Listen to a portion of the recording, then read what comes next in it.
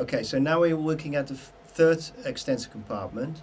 So if we go again to the wrist and we find pollicis tubercle, yeah, very much on the radial aspect, dorsal radial aspect of the wrist.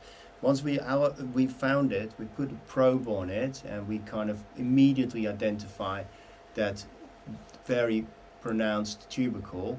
And then when we move in the ulnar direction, then we see a little shelf almost, and on top of that is the EPL, so the extensor pollicis longus.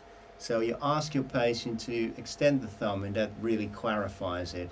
You really see that very nicely running in this plane, and again you can turn on that to identify that in the longitudinal plane, and we can see it here very nicely. Yeah.